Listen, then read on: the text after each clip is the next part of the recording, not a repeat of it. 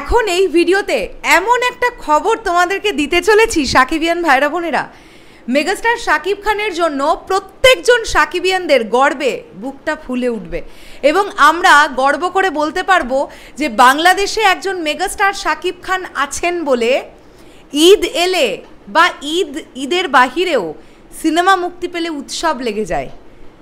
বন্ধুরা, তোমরা ভাবতে পারছো আমি যে আপডেটটা পেলাম, তোমরা আমাকে আরও ভালো কনফার্ম করবে যারা নারায়ণগঞ্জে থাকো। আরিয়ান বলে একজন সাকিবিয়ান ভাই আমাকে ব্যাপারটা কনফার্ম করেছে। সিনেস্কোপ নারায়ণগঞ্জ, আমি বিকেলবেলায় একটা খবর করেছিলাম যে অলরেডি কিন্তু টিকিট বিক্রি শুরু হয়ে গেছে সিনেস্কোপ নারায়ণগঞ্জের। খুব ছোট্ট একটি অডিটোরিয়াম, আমি যা শুনলাম 30 থেকে 35 সিটের একটি অডিটোরিয়াম, এবং ঈদের দিন থেকে প্রথম 4 দিনের টিকিট শেষ এমনটা জানতে পারা যাচ্ছে আরিয়ান ভাইয়ের কথা অনুযায়ী। আরিয়ান ভাই এবং তার কয়েকজন বন্ধু মিলে সিনেস্কোপ নারায়ণগঞ্জে তারা তাণ্ডব দেখতে যাবে বলে টিকিট কাটতে গিয়েছিল। তারা সেখানে গিয়ে হল কর্তৃপক্ষের তরফ থেকে জানতে পারে যে 11 তারিখ পর্যন্ত কোনো টিকিট নেই, সমস্ত টিকিট বিক্রি হয়ে গেছে। 7 তারিখ থেকে 11 তারিখ পর্যন্ত সমস্ত টিকিট বিক্রি হয়ে গেছে সিনেস্কোপ নারায়ণগঞ্জে, এবং সেই কারণের জন্য এই ভাই কিন্তু 12 তারিখের টিকিট পেয়েছে, তাই সে 12 তারিখের টিকিট কেটেছে। ক্রেজ কাকে বলে একবার শুধু দেখো।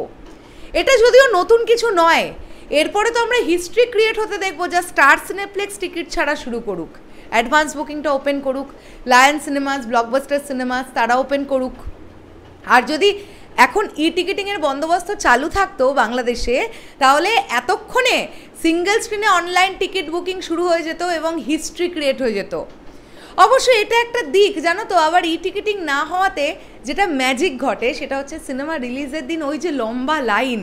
ময়মনসিংহ ছায়াবাণী সিনেমা হল, বরবাদের সময় আমার মনে পড়ছে 2 কিলোমিটার 2.5 কিলোমিটার লম্বা লাইন। তো এই ব্যাপারগুলো না এক একটা ইতিহাস। তোমরা ভাবতে পারছো যে এখনো পর্যন্ত ছবি মুক্তির গোটা 3টে দিন বাকি আছে, তার আগেই সিনেস্কোপ নারায়ণগঞ্জে প্রথম 4 দিনের টিকিট সোল্ড আউট হয়ে গেছে।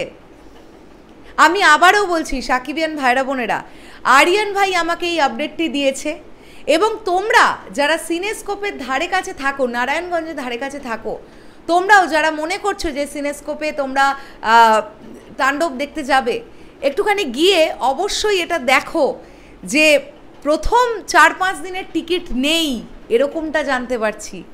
কি দুর্দান্ত এটা একটা আপডেট! এর থেকে বড় ধামাকা আপডেট আর কিছু হতে পারে কি? একদিকে সোশ্যাল মিডিয়ায় লিচুরো বাগানে গান তাণ্ডব চালাচ্ছে, এদিকে সেন্সর হওয়া মাত্রই সিনেমা হলগুলো তারা এই পরিমাণ উন্মাদনাতে ভেসে যাচ্ছে, দর্শকের এই পরিমাণ প্রবল চাহিদা এখন থেকেই। তাহলে ঈদের দিন দুপুর বিকেল থেকে কি হবে শুধু ভাবো।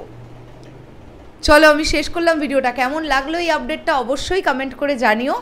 আর আমি অবশ্যই এটা বলবো, সিনেস্কোপ নারায়ণগঞ্জের কাছে এই অনুরোধটি রাখবো, যদি আমার ভিডিও তারা কেউ দেখে থাকেন, এই যে প্রথম 4 দিনের টিকিট যদি আপনাদের সোল্ড আউট হয়ে গিয়ে থাকে, আপনারা আপনাদের তরফ থেকে একটা পোস্ট লিখে দিন ফেসবুকে।